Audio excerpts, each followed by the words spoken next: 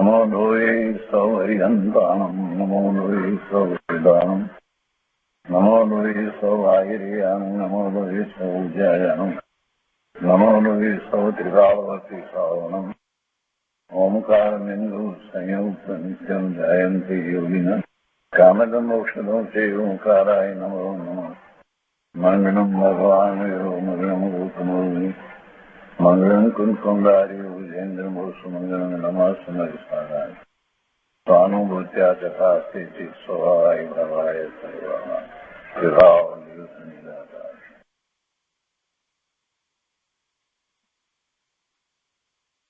श्रीमद नेमिचंद्र सिद्धांति देव रचित बृहद द्रव्य संग्रह અને લઘુ દ્રવ્ય સંગ્રહ અને પૂજ્ય બ્રહ્મદેવજી રચિત તેની ટીકાઓ એનો આપણે સ્વાધ્યાય કરી રહ્યા છીએ. એમાં બૃહદ દ્રવ્ય સંગ્રહમાં 14મી ગાથાનો સ્વાધ્યાય આપણે શરૂ કર્યો છે. 14મી ગાથા આપણે દ્રવ્ય સંગ્રહમાંથી લીધી અને તે પછી અત્યારે આપણે બૃહદ દ્રવ્ય સંગ્રહમાંથી કરી રહ્યા છીએ.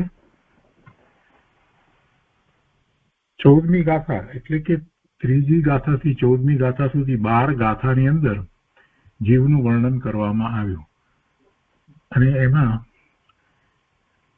જે વર્ણન કરવામાં આવ્યું તો એ 9 વિભાગથી વર્ણન કરવામાં આવ્યું.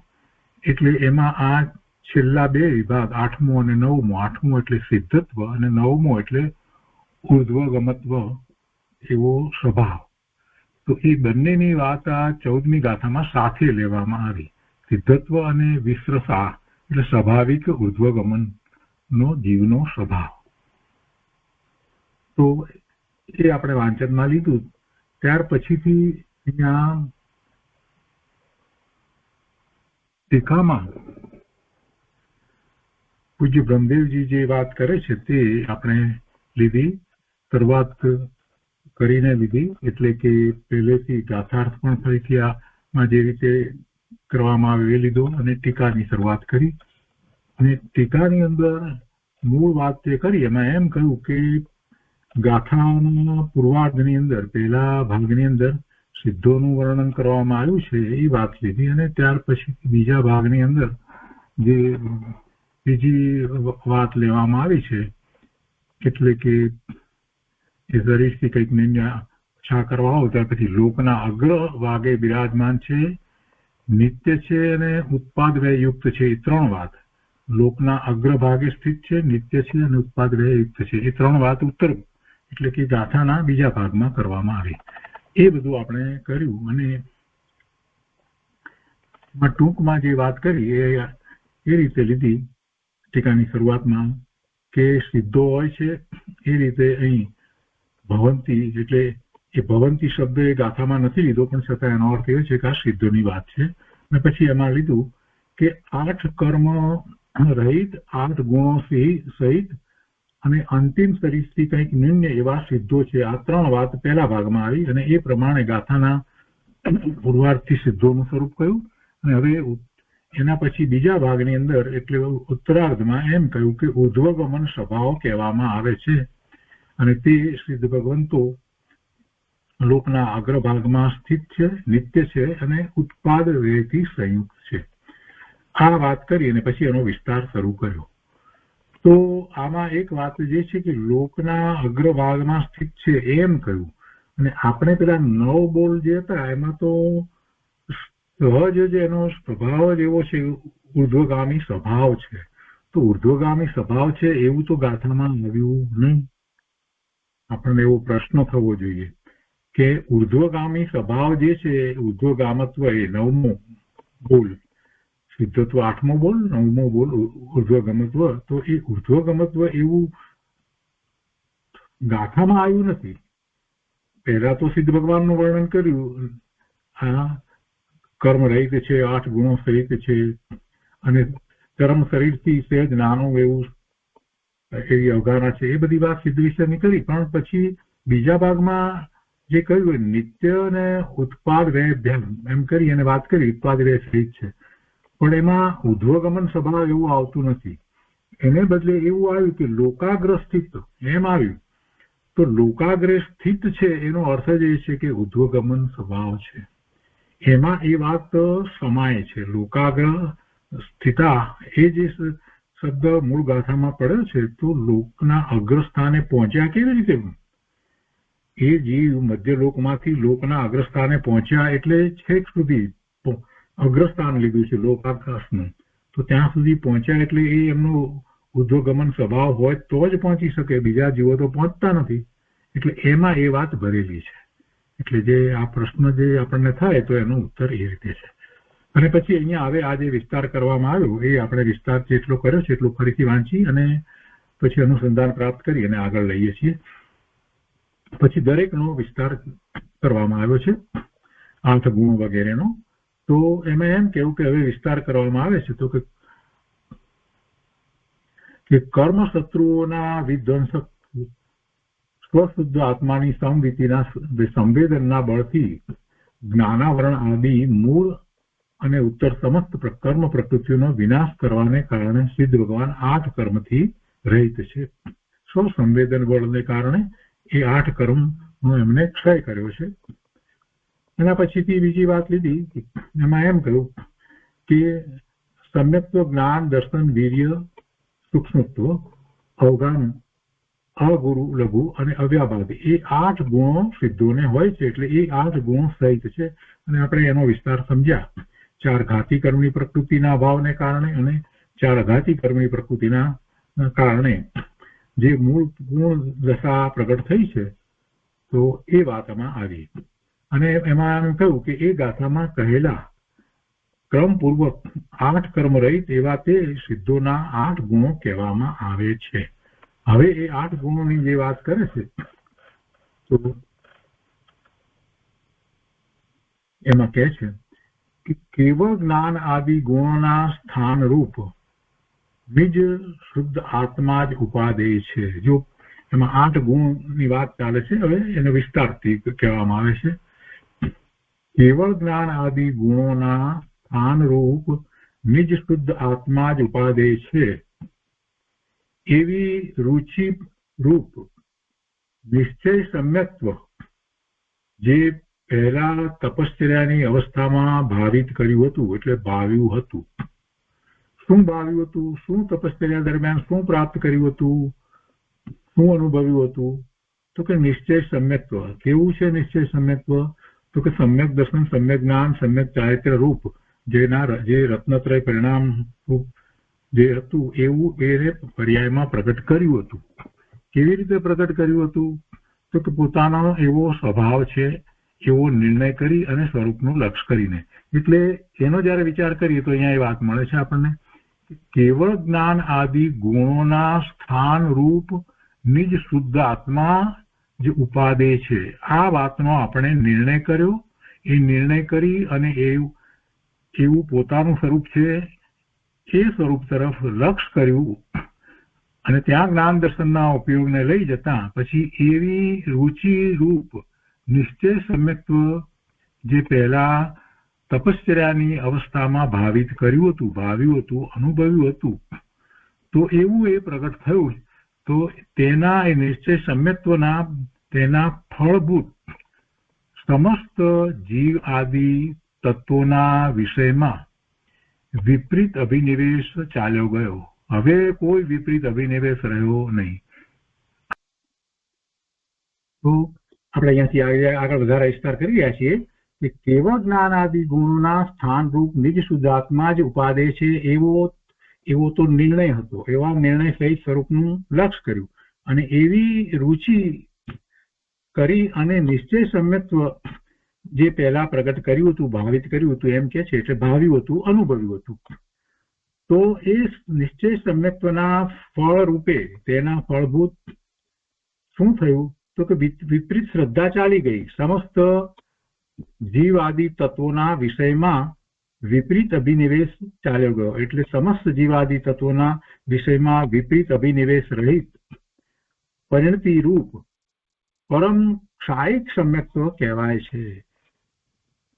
એવું સમ્યક્ત્વ પ્રગટ થયું એટલે એ ક્ષાયિક સમ્યક્ત્વ પ્રગટ થયું છે. અને હવે સિદ્ધ ભગવાનની જયારે વાત છે તો એમને ક્ષાયિક સમ્યક્ત્વને આપણે પરમ ક્ષાયિક સમ્યક્ત્વ કહીએ છીએ. તો પહેલો ગુણ જે પ્રગટ થયો એ પ્રગટ છે સિદ્ધ ભગવાનને, એ શું છે તો કે પરમ ક્ષાયિક સમ્યક્ત્વ.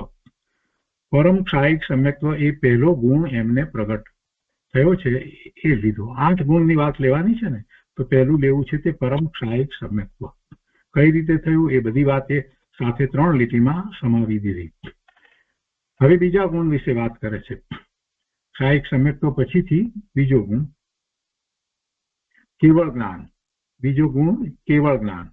તો એના વિશે કહે છે કે પૂર્વે છદ્મસ્ત અવસ્થામાં ભાવિત કરેલા એટલે ભાવનામાં આવેલા અનુભવેલા નિર્વિકાર સ્વસંવેદન જ્ઞાનના ફળભૂત યુગપદ લોક અને અલોકની સમસ્ત વસ્તુઓના વિષયોને જાણનાર કેવળ જ્ઞાન છે. એ બીજો ગુણ. કેવું છે કેવળ જ્ઞાન? યુગપદ એક સાથે લોક અને અલોકની સમસ્ત વસ્તુઓના વિશેષોને જાણનાર. સમસ્ત વસ્તુઓના વિશેષોને જાણનાર એટલે એ જ્ઞાન કહેવાય. તો એવું એ કેવળ જ્ઞાન છે. અને કઈ રીતે પ્રગટ થયું છે તો એની વાત એ રીતે લે છે કે પૂર્વે છદ્મસ્ત અવસ્થામાં, એટલે છદ્મસ્ત અવસ્થા એટલે કે જયારે જ્ઞાનાવરણી દર્શનાવરણી કર્મના ઉદય હતા તે વખતે, તો પૂર્વે છદ્મસ્ત અવસ્થામાં ભાવિત કરેલા એટલે ભાવનામાં આવેલા અનુભવેલા સમ્યક દર્શન વખતે અનુભવ્યા હતા એવી એકાગ્રતા કરીને અને એમાં અંશ પ્રગટ થયો હતો. તો એ નિર્વિકાર સ્વસંવેદન જ્ઞાનના ફળભૂત એના ફળ સ્વરૂપે વિશેષ એકાગ્રતા કરી ત્યારે આવું કેવળ જ્ઞાન પ્રગટ થયું કે જે કેવળ જ્ઞાનમાં લોક અને અલોક ત્રણેય લોક ને એ જાણે, યુગપદ એક સાથે એના પદાર્થોને જાણે એવું કેવળ જ્ઞાન પ્રગટ થયું. આ બીજો ગુણ કેવળ જ્ઞાન લીધો. પહેલો ક્ષાયિક પરમ ક્ષાયિક સમ્યક્ત્વ, બીજો કેવળ જ્ઞાન. હવે ત્રીજો ગુણ કહે છે કેવળ દર્શન. એ ત્રીજો ગુણ. તો એના વિશે કહે છે કે જે નિર્વિકલ્પ એવા સ્વશુદ્ધ આત્મ સત્તાના અવલોકન રૂપ, નિર્વિકલ્પ એવા સ્વશુદ્ધ આત્મ સત્તાના અવલોકન રૂપ દર્શન પૂર્વે ભાવિત કર્યું હતું તેના જ ફળભૂત યુગપદ લોકાલોકની સમસ્ત વસ્તુઓના સામાન્યને ગ્રહણ કરનાર કેવળ દર્શન છે. જેમ કેવળ જ્ઞાનને માટે કહ્યું એવી જ રીતે અહીંયા કેવળ દર્શનને માટે કહ્યું. અને એમાં એ વાત લીધી કે જે નિર્વિકાર એવા જે વિકાર નિર્વિકલ્પ એવા જે વિકલ્પ વિનાનું છે, કોઈ પણ પ્રકારના વિકલ્પ જેમાં સમાતા નથી એવું શુદ્ધ આત્મ સ્વરૂપ, તો એવા જે નિર્વિકલ્પ એવા શુદ્ધ આત્મ સત્તાના અવલોકન રૂપ દર્શન લીધું છે. અહીંયા વિશેષ જાણવા રૂપ જ્ઞાન નથી લીધું, પણ એના અવલોકન રૂપ દર્શન પૂર્વે ભાવિત કર્યું હતું. એટલે સમ્યક દર્શન વખતે એવું દર્શન થયું હતું. એ તેના જ ફળભૂત, એમાં જ વિશેષ એકાગ્રતા કરતા આગળ વધતા એ દર્શનનો પણ એવો પૂર્ણપણે ઉઘાડ થયો. તો એના ફળભૂત યુગપદ એકી સાથે લોકાલોકની સમસ્ત વસ્તુઓના સામાન્યને ગ્રહણ કરે છે. પેલા સમસ્ત વસ્તુઓના કેવળ જ્ઞાન છે તે સમસ્ત વસ્તુઓના વિશેષોને ગ્રહણ કરતું હતું, જ્યારે આ સમસ્ત વસ્તુઓના સામાન્યને ગ્રહણ કરનારું કેવળ દર્શન છે. એ સિદ્ધ પરમાત્માનો આ ત્રીજો ગુણ થયો. હવે ચોથો ગુણ અનંત વીર્ય. અનંત વીર્ય એ ચોથો ગુણ છે. તો ચોથા ગુણને માટે અહીંયા કહે છે કે આત્મ સ્વરૂપથી ચલિત થવાનું કોઈ કારણ ઉત્પન્ન થતા ઘોર પરિસ કે ઉપસર્ગ આદિને વિશે નિજ નિરંજન પરમાત્માના ધ્યાનમાં પૂર્વે જે ધૈર્યનું અવલંબન કર્યું હતું, નિજ નિરંજન પરમાત્માના ધ્યાનમાં પોતાનું શુદ્ધ સ્વરૂપ, પોતે પરમાત્મા સ્વરૂપ, એની અંદર પોતે ધૈર્યનું અવલંબન કર્યું હતું, ધીરજ રાખી હતી, એમાં જ એકાગ્રતા રાખી હતી. કયા વખતે? તો કે જે વખતે પરિસ અને ઉપસર્ગ હતા તે વખતે. આત્મ સ્વરૂપથી ચલિત થવાનું કોઈ કારણ ઉત્પન્ન થતા ઘોર પરિસ કે ઉપસર્ગ આદિને વિશે નિજ નિરંજન પરમાત્માના ધ્યાનમાં પૂર્વે જે ધૈર્યનું અવલંબન કર્યું હતું એવા ધૈર્યના અવલંબનના ફળ રૂપે એ અંતરાય કર્મ જે છે એ ગયું એમ કહીએ. એટલે એના ફળ રૂપે જ અનંત પદાર્થોને જાણવામાં ખેદના અભાવરૂપ અનંત વીર્ય છે. અહીંયા અનંત વીર્યનો અર્થ જે કરવામાં આવ્યો છે એ રીતે કે અનંત પદાર્થોને જાણે છતાં એને ખેદ થતો નથી. અને ગઈકાલે આપણે સ્વાધ્યાયમાં એ વાત લીધી હતી કે અનંતને જાણે તો સામાન્ય જીવને શું થાય? અનંતને શું? ઘણાને જાણે છે, અનંતને તો જાણતો નથી મિથ્યા દ્રષ્ટિ, પણ કેટલાકને જાણે છે તો પણ એને એમાં હિત કે અહિતની બુદ્ધિ થાય છે. પદાર્થોને જાણે છે તો જ્ઞેયોને જાણતા જીવને શું થાય છે કે એમાં મારાપણું, પોતાપણું, હિતપણું, અહિતપણું, લાભ કે નુકસાન કે આવો જ વિકલ્પ ઉઠે છે. અને આવો વિકલ્પ ઉઠે એટલે એને શું થવાનું? અંતરમાં ખેદ થાય, આર ધ્યાન થાય, રૌદ્ર ધ્યાન થાય, કંઈક પણ થાય. આત્મ પ્રદેશોનું એમાં કંપન ઘણું વધી જાય, શુભાશુભ ભાવ થાય. હવે પરમાત્માને એવું કાંઈ થતું નથી. 13મા ગુણસ્નાનની દશામાં સર્વજ્ઞ પરમાત્મા થયા છે, અનંત જ્ઞેયો જણાય છે, તો એમાં કોઈમાં એમને તો કઈ રુચિ નથી. એ બધું પોતાથી જુદું છે, પર છે, અને એમાં કઈ આડું ઓળું થતું નથી. જે થવા યોગ્ય છે તેમ જ થાય છે બધા પરિણામ. અને વ્યવસ્થિત છે, જગત આખું વ્યવસ્થિત છે. એ ભાવ સમ્યક દર્શન થયું ત્યારથી ચાલતો હતો, અને કેવળ જ્ઞાન થયા પછીથી એ અનંત જ્ઞેયને જાણે છતાં પણ એ તરફ એમનું કોઈ લક્ષ જાય અને એનું કોઈ વિકલ્પ ઉઠે એવું પણ થતું નથી. એટલે એ વાતને અહીંયા મુખ્ય કરી અને એમ કહેવામાં આવ્યું છે કે એવા અનંત જ્ઞાન થયું છે ત્યારે પણ કોઈ ખેદ નથી. એવા ખેદના અભાવરૂપ અનંત વીર્ય પ્રગટ થયું છે, એમ અનંત વીર્ય કહ્યું છે. આપણે બીજી રીતે અનંત વીર્ય સમજ્યા છીએ અને અનંત વીર્યની વાત કરી છે. તો એ વીર્ય એક લીધું છે એ તો અંતરાય કર્મની પ્રકૃતિ જવાને કારણે એ દાન, લાભ, ભોગ, ઉપભોગ અને વીર્ય એ 5 ને રોકનારી એવી કર્મની પ્રકૃતિઓ, અંતરાય કર્મની પ્રકૃતિઓ હતી. એ 5 પ્રકૃતિનો જયારે ક્ષય થયો છે તો અનંત વીર્ય પ્રગટ થયું છે એમ આપણે બોલીએ છીએ. તો એની સાથે એમાં અનંત દાન, અનંત લાભ. દાન એટલે પોતાને જે દાન પ્રાપ્ત થાય એ, લાભ પણ પોતાને થાય, અનંત ભોગ અને ઉપભોગ પણ પોતાની પર્યાયમાંથી જે પ્રાપ્ત થાય, અને અનંત વીર્ય એટલે અનંત શક્તિ પ્રગટ થાય કે જેને કારણે અનંત કાળ સુધી એમ જ પોતાના સ્વભાવ ભાવે રહી શકે. એમ આપણે 5નો વિસ્તાર તો કરીએ છીએ, પણ અહીંયા એક જરાક જુદી રીતે વાત લીધી છે. એમાં એમ કે છે કે એ અનંત પદાર્થોને જાણવામાં જે ખેદ થઈ જાય તો એ ખેદ નથી થતો, એના અભાવરૂપ અનંત વીર્ય. એટલે એનો અર્થ જ એ થયો એમાં એ 5 સમાઈ જાય છે. જરાક શાંતિથી વિચાર કરીએ તો આપણને ખ્યાલ આવે કે અનંત જ્ઞેયોને જાણવા છતાં પણ એમ નથી થતું કે પોતાને દાનમાં અંતરાય પડે કે લાભમાં અંતરાય પડે કે ભોગમાં કે ઉપભોગમાં કે શક્તિમાં કાંઈ અંતરાય પડે, એવું થતું જ નથી. એટલે 5 આમ જયારે કહીએ તો પણ એમાં એ સમાઈ જાય છે.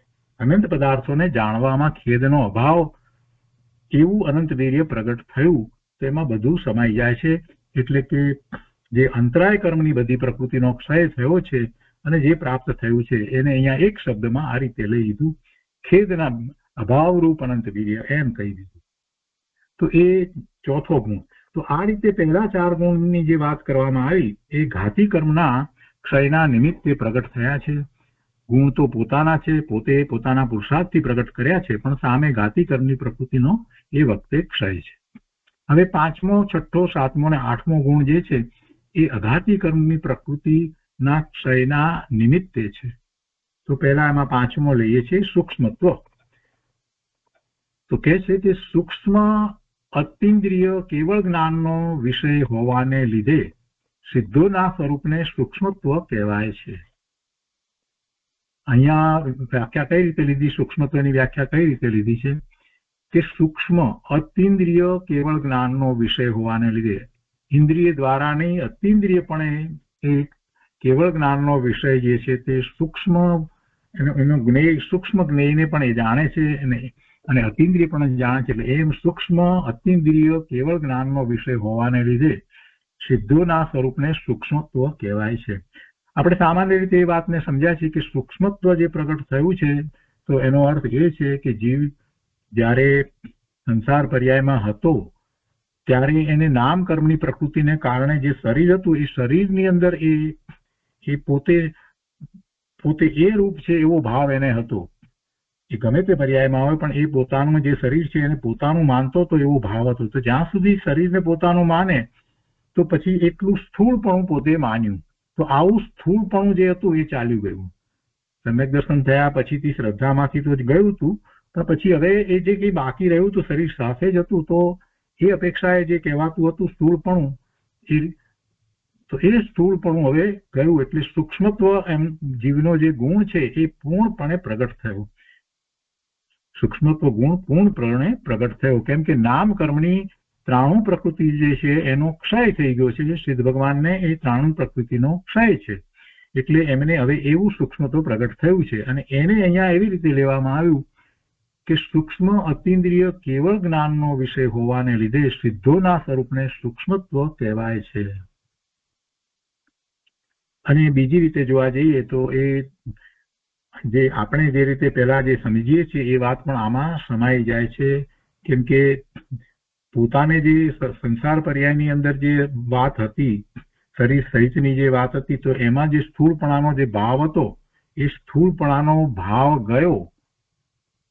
એટલે એ રીતે પણ એક ગયો છે. તો કેવી રીતે ગયો? જ્ઞાનમાં હવે કોઈ સ્થૂળપણાનો ભાવ રહ્યો નથી, જ્ઞાનમાં જ ગયો ને. એટલે કેવળ જ્ઞાનનો વિષય એ રીતે સૂક્ષ્મ, અને એ કેવળ જ્ઞાનનો વિષય જે છે એ તો સીધે સીધું પ્રત્યક્ષ જ્ઞાન થાય છે, ઇન્દ્રિયો વિના જ થાય છે. એટલે અતિન્દ્રિય કેવળ જ્ઞાનનો વિષય હોવાને લીધે સિદ્ધોના સ્વરૂપને સૂક્ષ્મત્વ કહેવાય છે. એ પાંચમો ગુણ થયો. એટલે કે અઘાતી કર્મની અંદર એ પહેલું લીધું. પછી અઘાતી કર્મમાં બીજો, એક દીવાના પ્રકાશમાં જેમ અનેક દીવાનો પ્રકાશ સમાઈ જાય છે, તેમ એક સિદ્ધના ક્ષેત્રમાં સંકર વ્યતિકર દોષ વિના અનંત સિદ્ધોને અવકાશ દેવાનું સામર્થ્ય તે અવગાન ગુણ કહેવાય છે. આવી અવગાહના, આપણે વ્યવહારથી જે અવગાહનાનો વિચાર કરીએ છીએ તે રીતે કે સિદ્ધ ભગવાનને હવે પૂર્ણ અવગાહના પ્રાપ્ત થઈ, એટલે એક સમયની અંદર લોકાગ્રાસના અગ્રસ્થાને બિરાજમાન થઈ ગયા. એ વાત હતી. પણ એનાથી વધારે વિશેષ વાત અહીંયા એ રીતે કરવામાં આવી કે એમને જે અવગાહના જે છે તે હવે શરીર તો નથી, આત્માના પ્રદેશો જ છે. તો એ લોકાકાશના જે પ્રદેશની અંદર રહ્યા છે એ જ પ્રદેશની અંદર બીજા જીવના પ્રદેશ પણ રહે છે. તો એ અવગાહના હવે પૂર્ણ થઈ છે. એ અવગાહના પૂર્ણ થઈ છે. એટલે સિદ્ધ ક્ષેત્રની અંદર લોકાકાશના અગ્રસ્થાને જ્યાં એક સિદ્ધ પરમાત્મા નો આત્મા છે, એમના પ્રદેશો છે, ત્યાં જ બીજા સિદ્ધ પરમાત્માના પણ પ્રદેશો છે. અને એવી અવગાહના, એ અવગાહનાની વાત કહેવામાં આવે છે. એ અવગાહના ગુણ અહીંયા પૂર્ણપણે પ્રગટ થયો છે, સામર્થ્ય પૂર્ણપણે પ્રગટ થયું છે. હવે એમાં એક વધારામાં વાત લીધી છે કે એ અવગાહના આપે છે તો એમાં બે આત્મા ભળી જતા નથી, એવો શંકર દોષ નથી આવતો. અને બે આત્મા વચ્ચે કોઈ સંબંધ એસ્ટાબ્લિશ થઈ જાય, સંબંધ રચાઈ જાય એવું વ્યતિકર એવો દોષ પણ આવતો નથી. એટલે અહીંયા એ કહે છે કે એક દીવાના પ્રકાશમાં જેમ અનેક દીવાનો પ્રકાશ સમાઈ જાય છે, એ દ્રષ્ટાંત લીધું છે. પ્રકાશ બધાની અંદર સાથે ભળી જાય છે, રહી શકે છે, ભળી જાય છે. એટલે તેમ એક સિદ્ધના ક્ષેત્રમાં સંકર દોષ, એટલે ભેગા થઈ જવાનો દોષ, ભેગા થતા નથી બે આત્મા, ક્યારેય ભેગા ન થાય. દરેક આત્મા સ્વતંત્ર જ રહે છે, સાથે રહ્યા છે તો પણ. અને વ્યતિકર એટલે એકબીજાની સાથે કોઈ સંબંધ રાખી અને બે રહ્યા છે સાથે એમ પણ નહીં, પૂર્ણપણે સ્વતંત્ર રહ્યા છે. એટલે શંકર કે વ્યતિકર દોષ વિના અનંત સિદ્ધોને અવકાશ દેવાનું સામર્થ્ય તે અવગાન ગુણ કહેવાય છે. આ છઠ્ઠું થયું. અને આ અવગાના ગુણ ની વાત આપણે કરીએ છીએ તો એમાં એમ કે આયુષ્ય કર્મની પ્રકૃતિ જે હતી એનો પૂર્ણપણે ક્ષય થયો છે. અઘાતી કર્મની એ પ્રકૃતિનો, એટલે આવી અવગાના પ્રગટ થઈ છે. એ પછીથી 7મું છે કે જો સિદ્ધ સર્વથા ગુરુ હોય, ભારે, અહીંયા ગુરુનો અર્થ ભારે લીધું, તો લોઢાના પિંડની જેમ એ નીચે પડે. અને જો સર્વથા લઘુ હોય તો પવનથી પ્રેરિત આકોલિયાના રૂની જેમ સદાય ઉડ્યા જ કરે. આકોલિયાનું રૂ એટલે લાકડાનું રૂ હોય છે ને, જે આમ ઉડ્યા કરતું હોય છે. પણ એમ નથી, એવું ગુરુપણું કે એવું લઘુપણું એમને નથી. તેથી તેમને અગુરુ લઘુ ગુણ કહેવામાં આવે છે. અને આવો અલઘુ ગુરુ ગુણ, અલઘુ અને અગુરુ એમ, શબ્દ અક્ષર છે એ નહીં, નકારાત્મક છે, એ નહીં એમ બતાવે છે. એટલે ગુરુ પણ નહીં અને લઘુ પણ નહીં, એવું અગુરુ લઘુ ગુણ સિદ્ધ પરમાત્માને પ્રગટ થયો છે. આપણે એ ગોત્ર અપેક્ષાએ સમજીએ છીએ કે જ્યારે અઘાતી કર્મની પ્રકૃતિ, ગોત્ર કર્મની પ્રકૃતિ જ્યારે જે છે એ છે, તો એ ગોત્ર હોય છે ઊંચ નીચ ગોત્ર. તો હવે એવું ઊંચ નીચ ગોત્ર કાંઈ રહ્યું નથી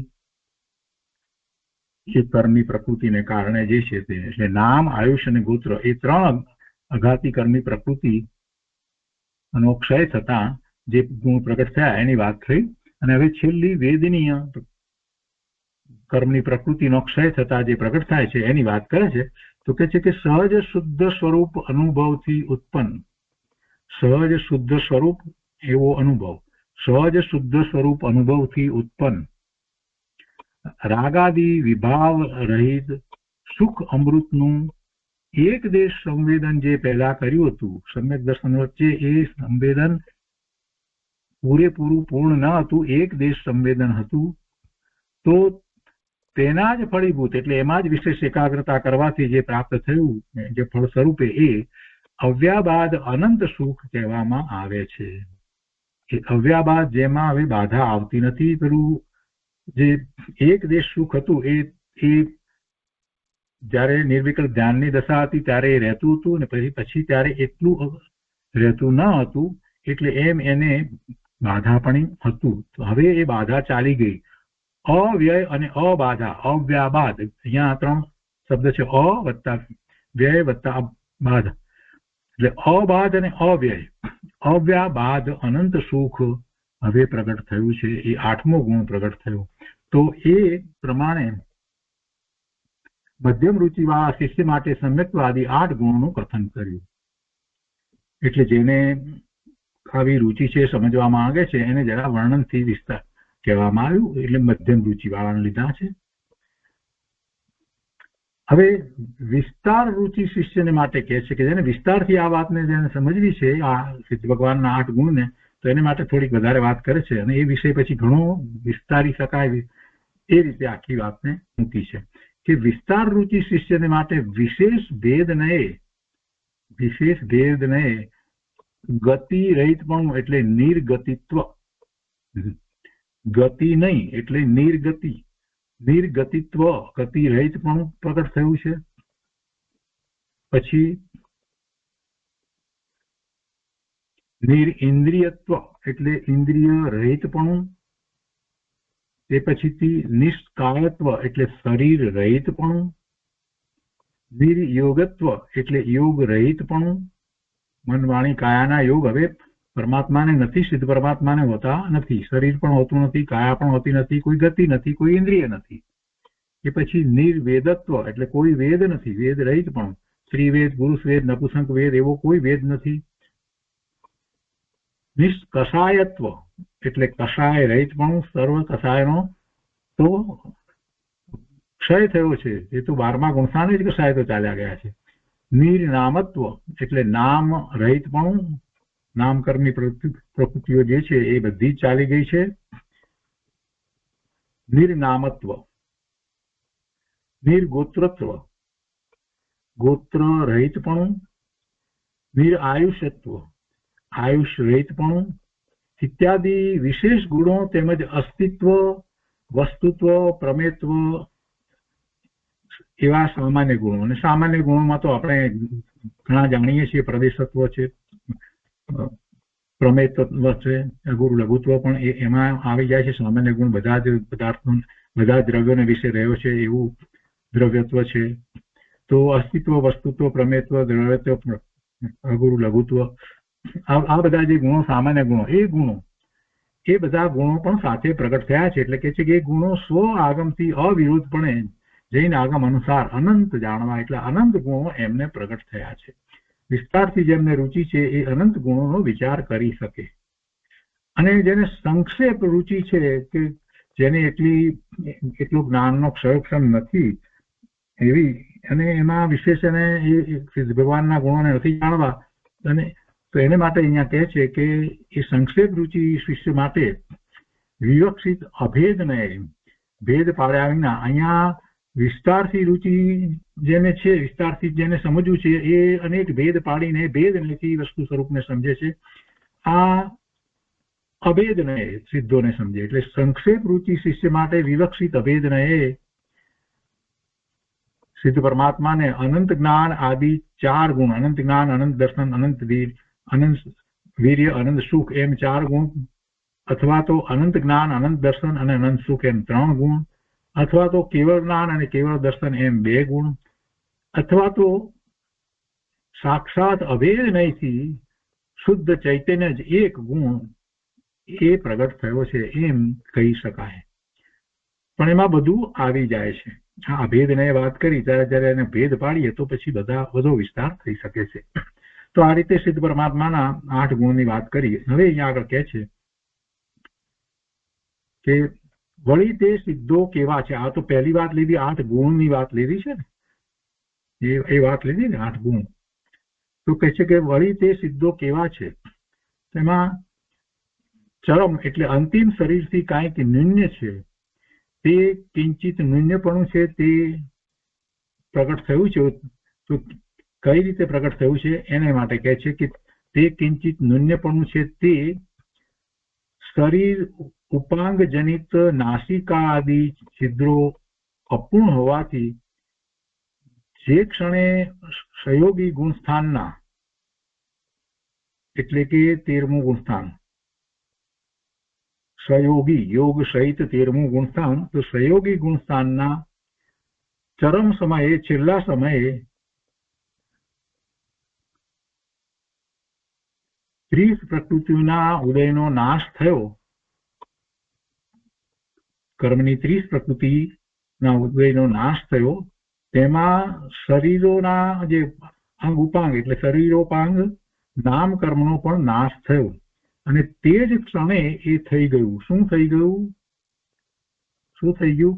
કિંચિત ન્યૂન્યપણું, જે આત્મ પ્રદેશો જે છે એનું એ શરીરથી કિંચિત ન્યૂન્યપણું જે ઘન થઈ ગયું. કેમ કે જ્યાં સુધી શરીર સાથે આત્મા રહ્યો છે તો એ આકારે છે, તો જે છિદ્રો જે છે તો એ જગ્યાએ એ રીતે આત્મ પ્રદેશોનો આકાર પણ એ રીતે જ હોય.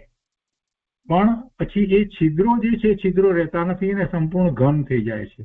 અને એ ઘન પ્રક્રિયા ક્યારે થાય છે? તો 13મા ગુણસ્થાનના છેલ્લા સમયની વાત લીધી છે. અહીંયા 14મે ગુણસ્થાને આવે છે ત્યારે પછીથી એને આપણે કહીએ છીએ કે યોગ રહેતા નથી, મન વાણી કાયાના યોગ રહેતા નથી જે કહીએ છીએ, તો એ વખતે એ પહેલા આ થઈ જાય છે. એટલે અહીંયા વાત કરે છે કે સહયોગી ગુણસ્થાનના ચરમ સમયે 30 પ્રકૃતિના ઉદયનો નાશ થયો. તેમાં શરીર ઉપાંગ નામ કર્મનો પણ નાશ થયો. તે જ ક્ષણે થઈ ગયું એમ જાણવું. એ ન્યૂન્યપણું તે સમયે થઈ ગયું તેમ જાણવું. અને કોઈ શંકા કરે કે જેમ દીવાને ઢાંકનાર પાત્ર આદિ દૂર થતા દીવાના પ્રકાશનો વિસ્તાર થઈ જાય છે. દીવા ઉપર કંઈક ઢાંક્યું હોય અને એને પછી લઈ લેવામાં આવે તો દીવાના પ્રકાશનો વિસ્તાર થઈ જાય છે. તેમ શરીરનો અભાવ થતા સિદ્ધનો આત્મા પણ ફેલાઈને લોક પ્રમાણ થઈ જવો જોઈએ. તો એવું તો થતું નથી. તો એનું સમાધાન આપ્યું છે કેમ એવું નથી થતું. તો કે છે કે દીપકના પ્રકાશનો જે વિસ્તાર ની વાત આપણે લઈએ છીએ તો દીપકના પ્રકાશનો વિસ્તાર છે તે પહેલા સ્વભાવથી જ હોય છે એટલે વિસ્તાર તો એનો પહેલેથી પ્રકાશનો તો હતો જ અને પાછળથી એની ઉપર દીપકની ઉપર આપણે ઢાંકણ મૂક્યું, કંઈક મૂક્યું, ઢાંક્યું, એટલે પાછળથી તે દીપકને આવરણ થયું અને પછી આવરણને લઈ લઈએ એટલે આપણને એમ લાગે કે આ બધો વિસ્તાર થયો, પરંતુ ખરેખર જીવને માટે એવી રીતે નથી. એ તો એને પેલાને હતું એ રીતે જ લીધું છે, પરંતુ જીવને તો લોક પ્રમાણ અસંખ્યાત પ્રદેશીપણું એ સ્વભાવ છે. એ લોક પ્રમાણ અસંખ્યાત પ્રદેશીપણું એવો વિસ્તાર પહેલેથી હતો નહીં, ક્યારેય એવો વિસ્તાર હતો નહીં. ફક્ત સમુદ્ઘાત કરે ત્યારે થાય છે, એ સિવાય ક્યારેય એવો વિસ્તાર તો પહેલેથી હતો જ નહીં. પરંતુ જીવને તો લોક પ્રમાણ અસંખ્યાત પ્રદેશીપણું સ્વભાવ છે. પ્રદેશોનો જે વિસ્તાર તે સ્વભાવ નથી. એ એવું લોકાકાશ પ્રમાણ અસંખ્યાત પ્રદેશ એ આત્માનો સ્વભાવ છે, પણ એ એટલો વિસ્તાર એ સ્વભાવ નથી. વિસ્તાર તો કેટલો, સ્વભાવ તો કે શું છે, તો કે જે શરીર સાથે રહે છે એટલો એનો સંકોચ વિસ્તાર થઈ અને રહે એવો સ્વભાવ છે. એનો તો સંકોચ વિસ્તાર થઈને રહેવાનો સ્વભાવ છે. કે પરંતુ જીવોને તો લોક પ્રમાણ અસંખ્યાત પ્રદેશપણું સ્વભાવ છે, અસંખ્યાત પ્રદેશપણું સ્વભાવ છે, પણ એટલો વિસ્તાર એ સ્વભાવ નથી. પ્રદેશોનો જે વિસ્તાર તે સ્વભાવ નથી. પછી પ્રશ્ન થાય કે એમ શા માટે? તો કે છે કે પહેલા જીવના લોક પ્રમાણ પ્રદેશોનો વિસ્તીર્ણ એટલે લોકમાં ફેલાયેલા નિરાવરણ હોય છે અને પાછળથી દીવાની જેમ આવરણ થયું છે એમ નથી, એ પ્રમાણે નથી. દીવાને તો પહેલાથી જ પ્રકાશ હતો જ, વિસ્તાર હતો જ. કે જીવને એવો પહેલા લોકાકાશ પ્રમાણ વિસ્તાર હતો અને પછી સંકોચાઈ અને શરીર પ્રમાણ થયો એમ નથી. એ પહેલેથી શરીર પ્રમાણ જ છે, એટલે એમ નથી. પરંતુ જીવના પ્રદેશ તો પહેલેથી જ અનાદિ સંતાન રૂપે શરીરથી આવૃત રહ્યા છે. એવી સંતતિ ચાલી આવી છે. સંતાન રૂપે સંતતિ ચાલી આવી છે. જે શરીર સાથે રહે છે એ પ્રમાણે જ એનો વિસ્તાર રહ્યો છે. તેથી જીવના પ્રદેશોનો સંકોચ કે વિસ્તાર એ પાછળથી થતો નથી અને પાછળથી સંકોચ થયો નથી એટલે પછી એકદમ પછી વિસ્તાર થઈ જાય એવું પણ હોતું નથી. વળી વિસ્તાર શરીર નામ કર્મને આધીન જ છે, સ્વભાવ નથી. એટલે જેટલું શરીર જે છે શરીર નામ કર્મની પ્રકૃતિને કારણે જેવું શરીર જે છે એવું આકારને એવડી અવધારણા એને એ રીતે હોય છે, એવો એનો સ્વભાવ છે. એને આધીન સ્વભાવ કહેવામાં આવે છે. એટલે વળી વિસ્તાર એ શરીર નામ કર્મને આધીન જ છે, પણ વિસ્તાર પૂરેપૂરો વિસ્તાર હોય એવો સ્વભાવ નથી. થઈ શકે એ વિસ્તાર અને સંકોચ એવો સ્વભાવ છે. તે કારણે શરીરનો અભાવ થતા પ્રદેશોનો વિસ્તાર થતો નથી. એટલે લોકાકાશ પ્રમાણ બધા પ્રદેશ થઈ જાય એવું થતું નથી. આ મૂળ વાત સમજાવી. અહીં અન્ય પણ ઉદાહરણ આપવામાં આવે છે. બીજા ઉદાહરણ દ્વારા પણ આ વાતને સમજાવવામાં આવે છે અને એમાં એવા ઉદાહરણ આપ્યા છે એમાં કે પહેલું ઉદાહરણ એમ છે કે જેમ 4 હાથ લાંબુ કોઈ વસ્ત્ર હોય, એ વસ્ત્રને કોઈ મનુષ્ય મુઠ્ઠીમાં રાખ્યું હોય અને પછી એ મુઠ્ઠી ખોલી નાખ્યા પછી પુરુષના અભાવમાં સંકોચ કે વિસ્તાર કરતું નથી. એટલે જેટલું હતું એટલું ને એટલું જ રહે છે. મુઠ્ઠીમાં હતું એટલે સંકોચાયેલું હતું, પણ છેવટે હતું તો જેટલું હતું એવું જ રહ્યું છે. એનો કઈ સંકોચ થયો કે વિસ્તાર તો થયો નથી. આ એક ઉદાહરણ દ્વારા વસ્તુને સમજાવી છે. અથવા બીજી રીતે સમજવું હોય તો કે જેમ ભીની માટીનું વાસણ બનતી વખતે સંકોચ અને વિસ્તારને પ્રાપ્ત થાય છે. છાકડા ઉપર હોય છે, જયારે બનાવે છે ત્યારે સંકોચ વિસ્તાર થાય છે, પણ એ વાસણ જયારે સુકાઈ જાય છે તો ત્યારે જળનો અભાવ થવાથી હવે એમાં ભીનાશ રહી નથી, એટલે સંકોચ અને વિસ્તાર પામતું નથી. આ બીજું ઉદાહરણ. એ બે ઉદાહરણ દ્વારા એ વાતને સમજાવી.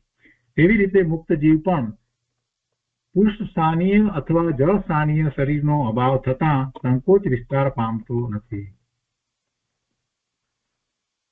પુરુષ સ્થાનીય અથવા જળ સ્થાનીય શરીરનો અભાવ થતા સંકોચ વિસ્તાર પામતો નથી. આ પેલું જળનું ઉદાહરણ આપ્યું ને, માટીનામાં જળનો અભાવ થવાથી એ ઉદાહરણ આપ્યું. તો એ રીતે શરીરની અંદર જે જળ છે તે જળનો એમાં ત્યાં એ અભાવ થઈ ગયો એટલે કોઈ સંકોચ વિસ્તાર પામતો નથી. અને પહેલું ઉદાહરણ જે આપવામાં આવ્યું, વસ્ત્રનું આપવામાં આવ્યું, 4 હાથ લાંબુ હતું અને પછી મુઠ્ઠીમાંથી નીકળી ગયું, તો એ પેલા પુરુષનો અભાવ થયો, મુઠ્ઠીમાં પકડી રાખનારનો. તો એવી રીતે પુરુષ સ્થાનીય અભાવ, એટલે પુરુષ સ્થાનીય અથવા જળ સ્થાનીય શરીરનો અભાવ થતા સંકોચ વિસ્તાર પામતો નથી. ટૂંકમાં વાત તો આટલી જ કરવી છે, પણ જરા વિસ્તારથી સમજાવ્યું જેથી વધારે પ્રશ્ન ન થાય. હવે અહીંયા આગળ કહે છે કે કોઈ કહે છે કે જીવ જ્યાં મુક્ત થાય છે ત્યાં જ રહે છે. જો આવો પણ કોઈને વિચાર આવે, અને આ વિચારો કોઈને આવે એમ નહીં, પરંતુ અન્ય દર્શનની અંદર આવા કેટલાય નકામા વિચારો પડ્યા છે ને એ લોકો ખોટી ખોટી માન્યતા કરી રહ્યા છે. કોઈ એમ માને છે કે એક આત્મા બીજા બધા આત્માની અંદર એક પરમાત્મા છે, એની અંદર ભળી જાય, વેદાંત એવું પણ માને છે. અને કોઈ એમ પણ માને છે કે જીવ જ્યાંથી નીકળે છે બસ એ ત્યાં પૂરો થઈ ગયો, અને પછી કોઈ એમ પણ માને કે ત્યાં જ રહે છે. એટલે અનેક પ્રકારે એવી માન્યતાઓ છે, એ માન્યતાના ખંડન પણ સાથે ને સાથે અહીંયા કર્યા છે. આપણી મૂળ વાત હવે અત્યારે લેવી છે કે જે મુક્ત આત્મા જે છે એ ઉર્ધ્વગામી સ્વભાવ એનો છે, એટલે એ એક સમયમાં સિદ્ધ ક્ષેત્રને વિશે વિરાજમાન થઈ જાય છે, એ વાત લેવી છે. એટલે અહીંયા એ વાત કરે છે કે કોઈ કહે છે કે જીવ જ્યાં મુક્ત થાય છે ત્યાં જ રહે છે, તો તેનો નિષેધ કરવા માટે પૂર્વના પ્રયોગથી, અસંગ હોવાથી, બંધનો છેદ થવાથી તથા ગતિ પરિણામથી, આ 4 કારણ કહેવામાં આવ્યા. એને કારણે એ મુક્ત જીવ જે છે તે સિદ્ધ ક્ષેત્રે લોકાકાશના અગ્રસ્થાને બિરાજમાન થાય છે. શું 4 કારણ કયા છે? પૂર્વના પ્રયોગથી, એટલે પૂર્વે જે એને આ શુદ્ધ આત્મ સ્વરૂપને પ્રગટ કર્યું છે, તો એ અસંગ હોવાથી, હવે એને શરીર વગેરેનો સંગ રહ્યો નથી, પૂર્ણપણે શુદ્ધ થયો છે. બંધનો છેદ થવાથી, હવે કોઈ કર્મનો બંધ હવે રહ્યો નથી, કર્મનો પણ બંધ રહ્યો નથી, શરીરનો પણ બંધ નથી અને કર્મનો પણ બંધ નથી. નોકર્મ ને પણ ગયું છે, તેજસ શરીર ને કાર્મણ શરીર બધા ગયા છે ને, ઔદારિક શરીર પણ ગયું છે ને, તો એ બધાનો એટલે એમ એ અસંગ હોવાથી અને બંધનો છેદ થવાથી, નવો બંધ પણ પડતો નથી, જૂના બંધનો પણ ક્ષય થયો છે. અને તથા ગતિ પરિણામથી, એની ગતિ, એનામાં ગતિ કરવાનો ગુણ છે જીવમાં અને પૂતગળમાં, તો એના ગતિ પરિણામ એ રીતે થઈ શકે છે. તો આ 4 કારણ લીધા. તો આ 4 કારણથી એ ઉધ્વ ગતિ કરે છે. એ 4 હેતુઓ દ્વારા એ ઉધ્વ ગતિ કરે છે. અને એને અહીંયા બીજી 4 વસ્તુ સાથે સરખાવી અને સમજાવ્યું છે. આ 4 વસ્તુને ઉદાહરણ સાથે લઈ અને સમજાવે છે. તો એ દ્વારા તેમજ કુંભારના ગુમતા ચાકની જેમ, જેનો માટીનો લેપ દૂર થયો હોય એવા તુંબડાની જેમ, એરંડાના બીજની જેમ અને અગ્નિની શિખાની જેમ, આ 4 દ્રષ્ટાંતો દ્વારા. તો પહેલા આ કુંભાર તેમજ કુંભારના ગુમતા ચાકની જેમ, એટલે કે પહેલું જે છે એની સાથે આ કુંભારના ગુમતા ચાકની જેમ લીધું છે. આ પૂર્વ પ્રયોગથી જે વાત કરી છે એને સમજાવવા માટે પેલો ચાક કરે છે, તો એ જ રીતે આ પૂર્વ પ્રયોગ જે છે તે એમાં એકાગ્રતા જે સ્વરૂપમાં કરી એવી રીતે એક સરખું રહે છે, એ અપેક્ષાથી અહીંયા એ સમજાવવાનો પ્રયત્ન કર્યો છે. અને બીજું જે લીધું છે કે જેનો માટીનો લેપ દૂર થયો હોય એવા તુંબડાની જેમ, એટલે તુંબડા ઉપર માટી લગાડી દીધી હોય અને તુંબડું પાણીમાં નાખીએ તો ડૂબે, અને પછી માટી જેમ છૂટી પડી જાય એમ તુંબડું ઉપર આવી જાય. તો એ બીજું કારણ જે અહીંયા લેવામાં આવ્યું છે એ માટે લીધું છે અસંગ થયો. પેલો સંગ, માટીનો સંગ ચાલ્યો હોય અને તુંબડું ઉપર આવ્યું, એટલે એવી રીતે અહીંયા અસંગ એટલે આ જે શરીર વગેરેનો સંગ છૂટી ગયો છે એ. પછી ત્રીજું છે બંધનો છેદ થવાથી. તો બંધના છેદને માટે અહીંયા એરંડાના બીજનું ઉદાહરણ લીધું છે, કેમ કે એરંડાના જે બીજ જે છે તો પેલું ફાટે છે એટલે એ ઉછળે છે, એરંડાનું બીજ ઉછળે છે. અને ચોથું ઉદાહરણ અગ્નિ શિખાની જેમ, એટલે ઉધ્વ તરફ જ હોય, અગ્નિની શિખા ઉપર તરફ જ ઉઠે. તો એવી રીતે એ ચોથું લીધું છે ગતિ પરિણામ. તો ગતિ પરિણામ એ ઉપર તરફ જ થાય, જેમ અગ્નિના શિખાના પરિણામનું ઉધ્વ હોય એવી રીતે ઉપર તરફ જ શિખા હોય એવી રીતે. તો આ 4 દ્રષ્ટાંત દ્વારા જીવને સ્વભાવથી જ ઉધ્વ ગમન જાણવું. મૂળ વાત તો આટલી કરવી છે, સ્વભાવથી જ ઉધ્વ ગમન જાણવું, એના કારણ અને એને અહીંયા દ્રષ્ટાંત દ્વારા સમજાવ્યા છે. અને તે ઉધ્વ ગમન લોકના અગ્રભાગ સુધી જ થાય છે, એથી આગળ થતું નથી. એથી આગળ ઉદ્યોગમન થતું નથી, એટલે લોકના અગ્રભાગથી આગળ અલોકાકાશમાં થતું નથી. કેમ કે ધર્માસ્તિકાયનો આગળ અભાવ છે. આ વ્યવહાર નથી, કારણ કે ધર્માસ્તિકાય જે નિમિત્ત છે ઉદ્યોગમનમાં એનો અભાવ છે. ધર્માસ્તિકાય લોકાકાશને વિશે ગમન કરવામાં, કોઈ પણ દિશામાં ગમન કરવામાં એ ધર્માસ્તિકાય એમાં નિમિત્ત છે. અને આ સિદ્ધના જીવને તો ઉદ્યોગમન જ કરવું છે, તો એમાં પણ એ ધર્માસ્તિકાય જ નિમિત્ત છે. તો હવે એનો અલોકાકાશમાં અભાવ છે, એટલે સિદ્ધ પરમાત્મા નો આત્મા એ લોકાકાશની બહાર જઈ શકતો નથી. એ વ્યવહાર નૈતિક કથન કર્યું છે. તો આ પહેલી વાત લીધી. હવે આગળ અહીંયા કહે છે કે સિદ્ધ ભગવાન નિત્ય છે. 3 વાત લીધી છે ને. આ ઉદ્યોગમનની વાત લીધી, લોકાગ્રહ સ્થિત છે. એ શબ્દમાંથી એટલો શબ્દ તો ત્યાં ગાથામાં તો એટલું જ છે કે લોકાગ્રહ સ્થિત એમ જ છે, પણ એમાંથી ઉદ્યોગમન કાઢ્યું છે. હવે બીજી વાત છે 3 વાતમાં કે સિદ્ધ ભગવાન નિત્ય છે. ગાથાના ઉત્તરાર્ધની અંદર 3 વાત કહેવામાં આવી છે, એમાંની બીજી વાત સિદ્ધ ભગવાન નિત્ય છે. એમ જે નિત્ય વિશેષણ છે તે સદા શિવવાદી એમ કહે છે કે કલ્પ પ્રમાણ સમય વીતે જ્યારે જગત શૂન્ય થઈ જાય છે ત્યારે મુક્ત જીવોનું સંસારમાં પુનરાગમન થાય છે, તેનો નિષેધ કરવા માટે છે એમ જાણો. આ આવી માન્યતા વાળા છે સદા શિવવાદી. એવી જેમની માન્યતા જે છે એ લોકો એમ કહે છે કે કલ્પ પ્રમાણ સમય વીતે, એટલે એટલો સમય વીત્યા પછીથી છેવટે આ જગત છે ને એ શૂન્ય થઈ જવાનું, જગત રહેશે નહીં. જગત શૂન્ય થઈ જાય ત્યારે પછી જે ઉપર બેઠેલા ભગવાન જે છે ને એ પછી જન્મ લેશે. મુક્ત જીવો જે છે એ પાછા સંસારમાં પાછા એમ આવશે, એમનું પુનરાગમન થાય, એવી એમની માન્યતા છે. તો જૈન દર્શન એ વાતનો સ્વીકાર નથી કરતો. એ વાત ખોટી છે, એટલે એનો નિષેધ કરતા જણાવે છે કે સિદ્ધ ભગવાન તો નિત્ય છે, એટલે સિદ્ધ પર્યાય રૂપે નિત્ય છે. આત્મા તો નિત્ય છે, પણ એ પછી સિદ્ધ પર્યાય રૂપે નિત્ય છે એમ લેવાનું છે. અહીંયા આત્મા તો નિત્ય અત્યારે છે, પણ પર્યાય રૂપે સંસાર પર્યાય નિત્ય નથી, સિદ્ધ પર્યાય રૂપે નિત્ય છે એમ કેવું છે. એ ક્યારેય જન્મ લેતા નથી, ફરી એમને ભવ થાય નહીં, પુનરાગમન થાય નહીં. અને એના પછી ત્રીજી વાત લે છે ઉત્પાદ વ્યયની. તો કે સિદ્ધ ભગવાનનું એક વિશેષણ ઉત્પાદ વ્યય સંયુક્તપણું એવું છે. ઉત્પાદ વ્યયથી સંયુક્તપણું, ઉત્પાદ વ્યયથી સંયુક્તપણું એવું છે, અને તે સર્વથા અપરિણામીપણાનો નિષેધ કરવા માટે છે. સર્વથા અપરિણામીપણું સિદ્ધ ભગવાનને નથી, એમને પરિણામ થાય છે. પરિણામ થાય છે એટલે કે પર્યાય થાય છે. તો પર્યાય થાય છે તો નવી પર્યાય થાય છે. તો નવી પર્યાય થાય છે તો પૂર્વની પર્યાય, પહેલાની પર્યાયનો વ્યય થાય અને નવી થાય, પહેલાની પર્યાયનો વ્યય થાય અને નવી થાય. એટલે પૂર્વ પર્યાયનો વ્યય અને ઉત્તર પર્યાયનો ઉત્પાદ એ બંને એક સમયમાં થયા કરે છે. એટલે એવા ઉત્પાદ વ્યયથી સહિત છે સિદ્ધ ભગવાન. તો સિદ્ધ ભગવાન ને આ વિશેષણ પણ લાગુ પડે છે, ઉત્પાદ વ્યય સંયુક્તપણું. અને એ દ્વારા આપણને એમ કહેવું છે કે સિદ્ધ ભગવાન સર્વથા અપરિણામી નથી, સર્વથા અપરિણામી નથી. બીજી જાતના પરિણામ નથી થતા. બીજી જાતના એટલે સંસાર પર્યાયમાં જેવા પરિણામ થાય, શુભાશુભ ભાવના પરિણામ થાય, એવા પરિણામ પરમાત્માને નથી. સિદ્ધ પરમાત્માને એવા પરિણામ નથી, બીજા કોઈ પરિણામ થતા નથી. ઉપયોગ પણ ફરતો નથી, ઉપયોગ તો સ્થિર થઈ ગયો છે. હવે ઉપયોગ રહ્યો જ નથી, જ્ઞાન દર્શનનો ઉપયોગ જુદોય પડતો નથી, સ્થિર થઈ ગયો છે. એવી તો દશા, અદભુત દશા છે. એટલે એવા બીજા કોઈ પરિણામ નથી થતા. પણ છતાંય એકાંતે સિદ્ધ ભગવાનને અપરિણામીપણું માનવું એ બરાબર નથી.